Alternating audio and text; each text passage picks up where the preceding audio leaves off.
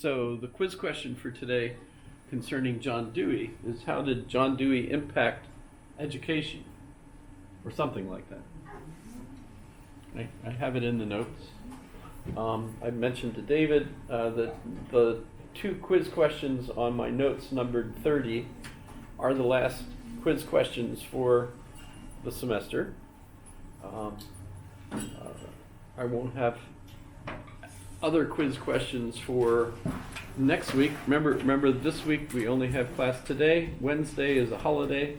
Thanksgiving Day is Thursday, and they give us a double day to keep the classes even.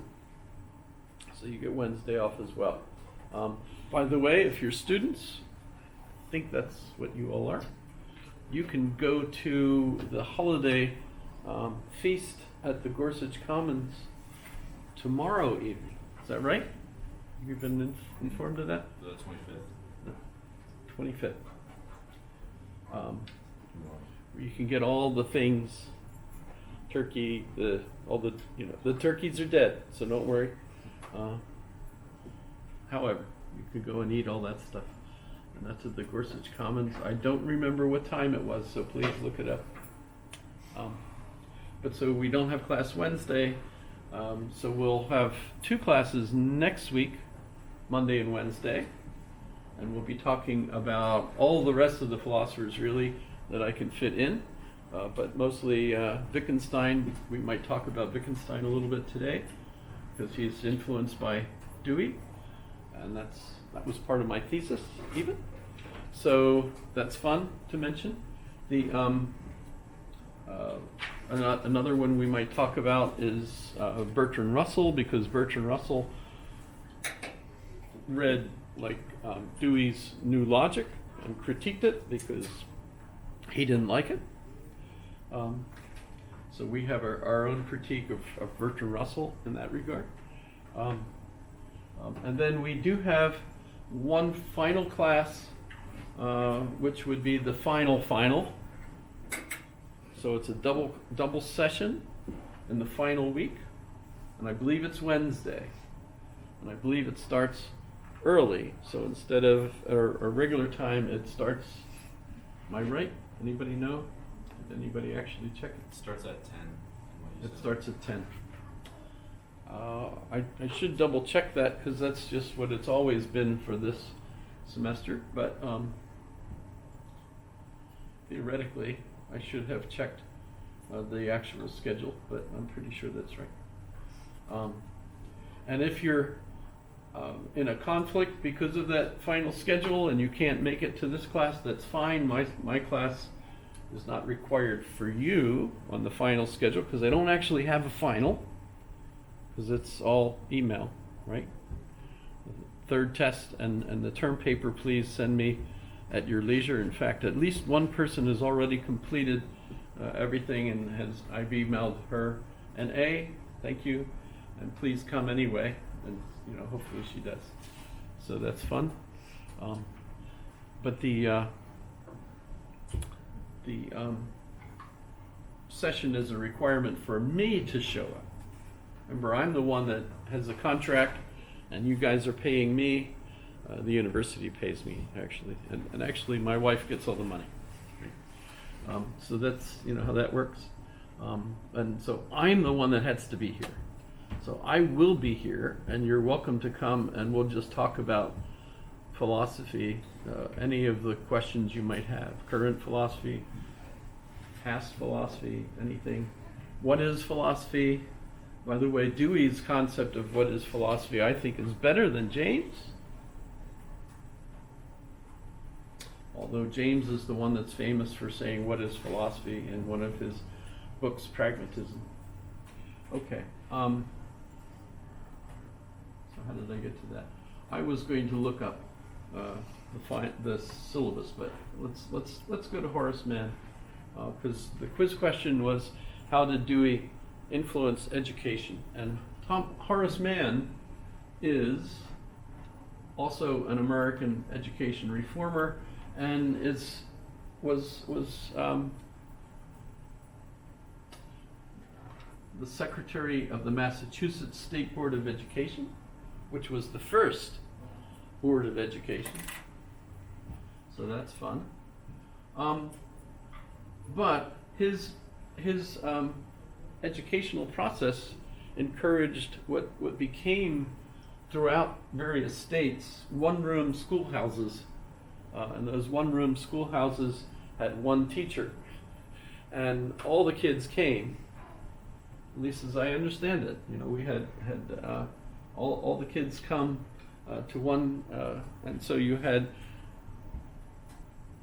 first graders. I mean, they didn't even break them up that way. They had age groups, but I mean, obviously, they were all in the one schoolhouse, and the one teacher teaching everybody. And what did they teach? They taught them to memorize things. Like, well, some things are still you memorize. The alphabet, the capitals of the states that they had so far. Remember, this is 1859 when he dies. So, what kind of states did we have? When did Alaska become a state? 100 years later. Pardon? Sorry, 58 comes to mind. That's not right. Is it 68 or is it 71? No, it was 100 years after that. It was 1959. Now you're confusing me. Alaska became a state in 51? Sure, let's go back. 1959 is what you're 1959? Okay. It became a territory in like 18. Oh yeah, that when we first bought it, etc. But did it become a state? It became a state at the same time that Hawaii became a state. So we're 49th and Hawaii was 50th. And that's been the last one. We're waiting for Puerto Rico to join us as a state. I thought Trump might do that, but it surprised me because he actually hates all those Mexican countries. I'm sorry. He said that. Our president said that. Said what? President Trump. He referred to all those Mexican countries. But he likes, was it Vincent Fox? Is that the guy's name? I don't know. The billionaire who was the president of Alaska? President I'm of being Alaska. facetious. Okay. Trump seems to idolize, authoritarian figures. Let me Yeah. move on to another American educator who actually influenced John Dewey, was a good friend of John Dewey's, and a professor at the University of Chicago, and that's Ella Flagg Young. I haven't looked her up before, so let's hope we can actually find her, and there she is. Superintendent of Chicago Public Schools. I believe she was the first woman, first female president of the National Education Association, NEA. By the way, one of the things associated with John Dewey, partly because of the fight at the University of Chicago between him and the president of the university, over his laboratory school, his experiment for kids, ended up being the parents having to go to bat to support his school because it was being taken from him from the philosophy department, which is really the philosophy psychology department, but was being moved to the education department so that Dewey couldn't be in charge of it anymore. And so the parents, who were all the ones helping to fund that laboratory school, ended up creating an organization that is known as the Parent Teachers Association. And you've all probably even been members of the PTA one way or the other, either having to sell those stupid cookies or the Christmas wrap, which is even more stupid. I don't know. I always thought, instead of us having to try to bother the neighbors and sell this stuff, which we didn't even want to buy at those extraordinary prices, when you know that the school isn't getting all of that money, people that are foisting this rap on you are making all the money. Same thing with the cookies. Let's just donate the money to the school, and that way we don't have to do this middleman thing. But they're really into that stuff. Same way that the Girl Scout cookies are, right? But the PTA was originally started in order to keep the president of the University of Chicago from taking the laboratory school away from John Dewey. And Ella Flagg, by the way, was one of the ones who really impacted John Dewey's understanding of how education should go, and made it very practical. Her experience as a teacher and then working her way up through the educational system to becoming a chief administrator. By the way, the normal schools, have you ever heard of those? What the normal schools were? When Horace Mann started schools for teachers, they were called normal schools. So the schools that were all around the country that are designed to teach teachers so that they could teach in the one-room schoolhouses, which then graduated and became other things, were all referred to as normal schools. So you'll find an awful lot of schools that became a college, were normal schools first, and then they became a university maybe, depending on how far they went. My alma mater, Westchester, was a normal school initially. The old main building was like the structure, and et cetera. And then it became a college, and at the time I was there, it was a state college. It's now a university. It's one of those crazy things. If I'm telling folks where I went, I have to tell them I went to Westchester University, even though at the time it was a state college, because it's changed. But if I tell you Westchester State College and you look for it, you won't find it probably, unless Google recognizes, oh, well, you mean this. You know how they do. So the normal school was to teach teachers, but the problem, and this is something that Dewey ended up, let's just go to Dewey now. John Dewey.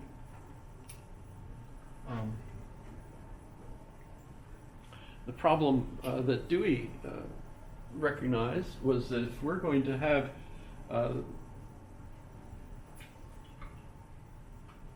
the schools really teach children based on our understanding of how we think, then we need the teachers to be psychologists. They have to understand the psychology of that age of the child. So you can't just have one room and just A, B, C, wake up, whack, whack, whack, That's how the Board of Education at that time was a stick that they used to smack you with, right? Instead of a bunch of people that sit around and listen to people crying because my teacher made me do this, which happens, hilarious actually. The drama, it's just absolutely amazing. If you've never been to a school board meeting, you should go at least once in your life just to see how upset people get over the silliest things. Some of them are not silly. One of my favorites was when one of the high school teachers out at Chugiak High School, at the end of a class day, quick photocopied a book that was sitting in the library of the school and passed out a page to each student and assigned each of those students to prepare that to read to the class. The next class was after a weekend. Well, the one student looked at her story, and it was from American Indian Tales, right? Was the name of the book. And the particular story that she had, trigger warning, you might not like this one, was about a coyote the nature of the coyote. Apparently, according to the story, these three Indian girls were out and they were looking for strawberries, and they found some strawberries and they were picking them, and then the coyote saw them and he thought, I'll play a trick on them, because that's what coyotes are, they're tricksters, right? So he lay down in the bushes and stuck his penis up. And the girls came and they saw this beautiful strawberry and they tried to pick it and it wouldn't come off, and they even used their mouths to try to get it off. And then the coyote laughed and joked, because of course it was his penis they were trying to pick.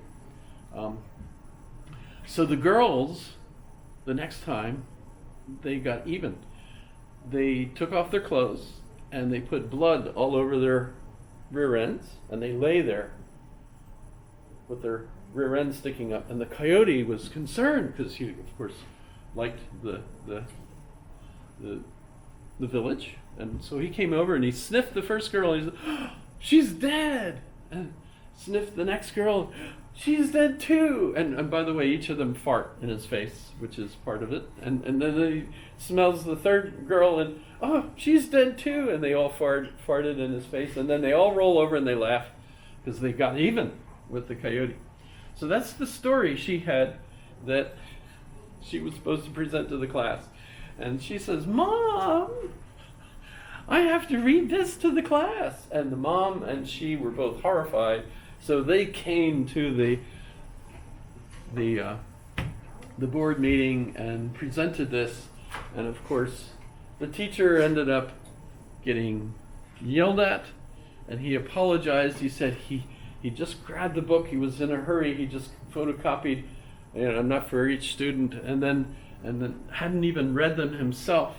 So he apologized, and that was when they all decided, well, that book should not be in our library. And guess who got involved then? The ACLU. Because of course you have to have, and the ACLU pointed out, hey, there's a book over there that none of you would want to get rid of, that has the father of the daughters having relations with his daughters, because the daughters are concerned that no one else is left. This is, biblical stuff. And that's actually way worse than Native Indian tales. You're being racist, talking about, these Native Indian tales, which are common all throughout, very similar, very, very typical, etc. Just absolutely a marvelous board meeting. It's a shame for anyone to have missed it. It was hilarious. You just have to go to these things and just enjoy yourself. They're better than a basketball game, However, how did I get onto that? Board meetings. All right, let's talk about Dewey. Dewey's born in Vermont. His father was the son of a chain of individuals that had come originally to America